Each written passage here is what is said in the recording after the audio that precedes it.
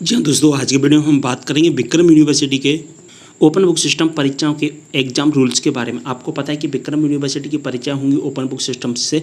तो दोस्तों, open book system से जब परीक्षाएं हो रही हैं तो दोस्तों इनके कुछ एग्जाम रूल्स जारी किए गए हैं, कुछ नियम जारी किए गए हैं। तो दोस्तों हमको सभी नियमों को अच्छे से समझ लेना है, जिससे हमें भविष्य में परीक्षाओं से संबंधित कोई भी परेशानी नहीं होगी। तो दोस्तों, अगर आपने विक्रम यूनिवर्सिटी में एडमिशन लिया है तो दोस्तों वीडियो को पूरा जरूर देखें।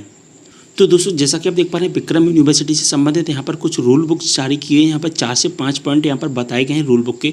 तो सबसे पहले तो मैं आपको बता देता हूँ यहाँ पर हमको अपनी जो आंसर शीट किस तरह से बनानी है। ठीक है, उत्तर पुस्तिका लिखने के संबंध में निर्देश देखेंगे। सबसे पहले हम तो उत्तर पुस्तिका किस तरह से हमको लिखनी है वो हम देख लेते हैं। परीक्षार्थी स्वयं के पास उपलब्ध रजिस्टर के कागज A4 आकार की कागज की उत्तर पुस्तिका बनाकर उत्तर पुस्तिका लिखेंगे और प्रत्येक परीक्षार्थी स्वयं का रोल नंबर, नामांकन क्रमांक, विद्यालय का नाम, महाविद्यालय का नाम तथा पूर्व घोषित परीक्षा केंद्र का नाम, विषय, प्रश्न पत्र का शीर्षक, उत्तर पुस्तिका के हस्तलिखित पृष्ठों की संख्या अनिवार्य रूप से दर्ज करेंगे।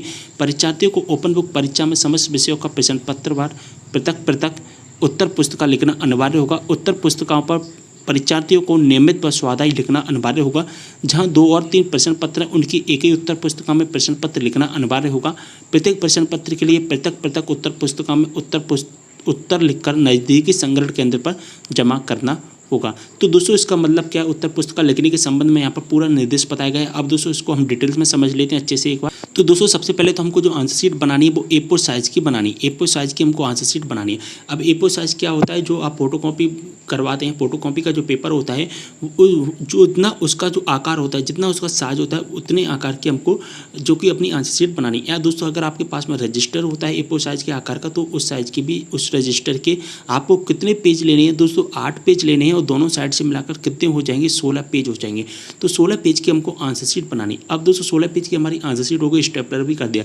स्टेपलर करने के बाद में दोस्तों इसका जो एक फ्रंट पेज होता है, एक प्रोफार्मा होता है, उसको हमको ऑफिशियल वेबसाइट से डाउनलोड करना होता है। उसके बारे में मैंने वीडियो बना दिया है, तो उसको आपको डाउनलोड कर लेना है, जो कि अपने फर्स्ट पेज को।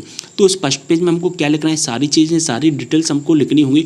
जैसे वहाँ पर 8 से 10 कॉलम दिए गए हैं, तो उन कॉलम में जो जो नाम दिए गए हैं उनको हमको फिल करना है। तो दोस्तों उस परफॉर्मा को लगा करके और 2 जो कि 8x2 यानी कि 16 पेज की कॉपी बना करके हमारी कॉपी तैयार हो जाएगी। ओके, तो दोस्तों हमको फर्स्ट नंबर पर क्या लगाना है? फर्स्ट नंबर पर हमको परफॉर्मा लगाना है और सेकंड नंबर पर हमको क्या लगाना है? सेकंड नंबर पर हमको अपना एडमिट कार्ड लगाना है। ठीक है, सेकंड नंबर पर हमको अपना एडमिट कार्ड लगाना है और एडमिट कार्ड लगाने के बाद में थर्ड नंबर से हमने जो कॉपी बनाई है 16 पेज की, उस 16 पेज की कॉपी को लगा देना है। तो इस प्रकार से हमारी कंप्लीट आंसर शीट तैयार हो जाएगी। तो उम्मीद कर रहा हूँ पूरी आंसर शीट बनाने के संबंध में आपको निर्देश मिल चुके हैं। अब दोस्तों आंसर शीट हमारी तैयार हो गई, तो इसके बाद आपको क्वेश्चन पेपर डाउनलोड करना है। क्वेश्चन पेपर कहाँ से आपको डाउनलोड करना है? ऑफिशियल वेबसाइट से आप डाउनलोड करोगे और डाउनलोड करने के बाद में दोस्तों आपको अपनी हैंड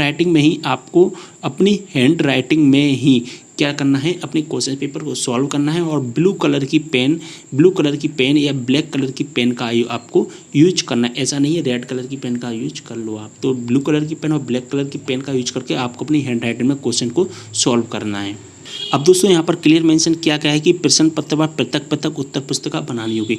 यानी कि आपको अलग अलग सब्जेक्ट की अलग अलग आंसर शीट बनानी, अलग अलग सब्जेक्ट की आपको अलग अलग आंसर शीट बनानी। और साथ ही यहाँ पर लिखा गया है कि जहाँ 2 और 3 प्रश्न पत्र हैं, यानी कि क्या होता है, फाउंडेशन कोर्स के आपके 3 हो जाते हैं और मैथ के आपके 3 पेपर हो जाते हैं, 2 पेपर हो जाते हैं। तो जहाँ पर 1 पेपर या 2 पेपर होता है तो मैथ के, तो उन दोनों पेपर को एक ही आंसर शीट में आपको सॉल्व करना है। तो दोस्तों यहाँ पर क्लियर लिखा गया उनकी एक ही उत्तर पुस्तिका प्रश्न पत्र वाला लिखना अनिवार्य होगा।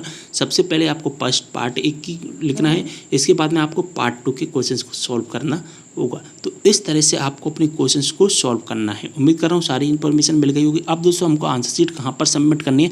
या तो आपने जिस कॉलेज में एडमिशन लिया है वहाँ पर जाकर सबमिट कर सकते हैं, या दोस्तों आपके पास में जो भी एग्ज़ाम सेंटर है वहाँ पर जाकर सबमिट कर सकते हैं। लेकिन दोस्तों अगर आप एग्ज़ाम सेंटर में जो कि सबमिट करने नहीं जा पा रहे हैं या आप कहीं बाहर रह रहे हैं, तो दोस्तों फिर आप क्या कर सकते हैं? आप जो कि डाक के द्वारा स्पीड पोस्ट के माध्यम से आप अपनी आंसर शीट को कॉलेज में सबमिट कर सकते हैं। जिस कॉलेज में आप सबमिट करना चाहते हैं या जो भी आपने एडमिशन लिया है, तो जो भी कॉलेज का एड्रेस है उस कॉलेज के एड्रेस पर आप अपनी आंसर शीट को सबमिट कर सकते हैं। तो यहाँ तक हमारी पूरी इन्फॉर्मेशन समझ में आ गई है आपको। अब दोस्तों अगर आपने अभी तक परीक्षा फॉर्म फिल नहीं किया है, अपना परीक्षा आवेदन पत्र नहीं भरा है, फर्स्ट ईयर या सेकंड सेमेस्टर का जो भी आपने अभी तक परीक्षा फॉर्म नहीं भरा है तो जल्दी से भर दीजिए। अभी भी आपके पास में परीक्षा फॉर्म भरने का आखिरी मौका है, तो जल्दी से परीक्षा फॉर्म भर दीजिए। जिस दिन से परीक्षा स्टार्ट होगी उसके 2 दिन पहले तक आप अपना परीक्षा फॉर्म भर सकते हैं। तो बस यहीं थी इन्फॉर्मेशन जो आपके लिए जानना जरूरी था।